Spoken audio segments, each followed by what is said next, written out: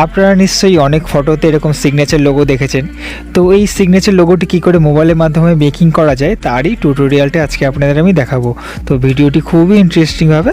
So let's start the video.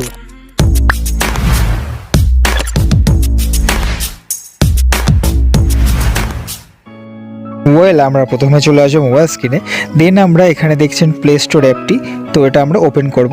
Open করে search বারে গিয়ে সার্চ করব পিক্সেল ল্যাব নামক অ্যাপটি।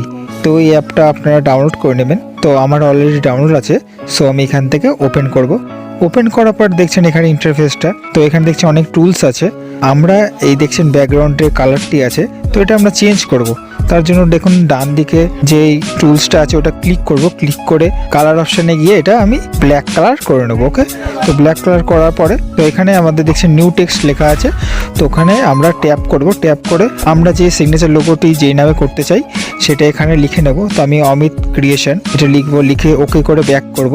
ব্যাক করে এবার দেখছেন আমি এইটার ফন্টটি চেঞ্জ করব। তো ফন্টটি চেঞ্জ করার জন্য আমাদের দেখছেন এই অপশনটা ক্লিক করে স্ক্রোল করব। স্ক্রোল করে ফন্ট অপশনে গিয়ে দেখছেন অনেক ফন্ট এখানে শো হচ্ছে। তো আমি এখানে সিগনেচার ফন্ট যেহেতু ইউজ করব তার জন্য মাই ফন্টে যাব। মাই ফন্টে গিয়ে দেখছেন সেকেন্ডে যে ফন্টটি শো হচ্ছে ওটা আমি এখানে ইউজ করব। ওকে, তো এই ফন্টটা আমি ডেসক্রিপশন বক্সে দিয়ে দেবো, তো ওখান থেকে আপনারা ডাউনলোড করে নেবেন। ডাউনলোড করে কিভাবে এখানে ইম্পোর্ট করবেন সেই পদ্ধতিটিও আমি দেখিয়ে দিচ্ছি। তার জন্য ফার্স্টের অপশনটি চুজ করবেন। চুজ করে দেখুন এখানে স্ক্রোল করে যেহেতু ডাউনলোড করবেন তো ডাউনলোড ফোল্ডারে পেয়ে যাবেন। পেয়ে গিয়ে আপনারা এটা অ্যাড সিলেক্ট করে নেবেন। ওকে, করলে এখানে অ্যাড হয়ে যাবে। তারপর এটা আপনারা এখানে ক্লিক করে অ্যাড করে নেবেন। তো আমি এখানে অ্যাড করে নিলাম। দেন দেখছেন আমাদের ফন্টে কিন্তু সিগনেচার ফন্টে পরিণত হয়ে গেছে। তো ওটার সাইজটা আমরা বাড়াবো, তার জন্য দেখুন এখানে স্ক্রোল করে সাইজ অপশনটা পেয়ে যাবেন। তো ওটা ক্লিক করব। ক্লিক করে ড্র্যাগ করে আমি আমার মনের মতো সাইজ করে নেব। করে নিয়ে টিক মার্ক আছে উপরে ওটা ক্লিক করে ব্যাক করব।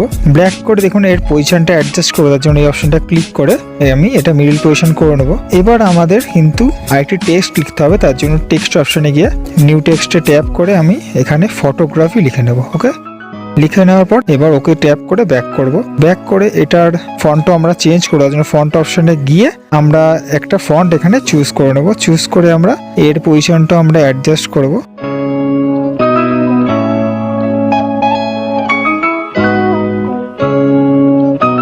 অ্যাডজাস্ট হয়ে যাওয়ার পর আমরা আবার পজিশন অপশন আছে এটা সেকেন্ডে, তো এইটা চুজ করে আমরা নিচের দিকে একটু করে নেব। করে নেওয়া হয়ে গেলে এবার টিক করে ব্যাক করব।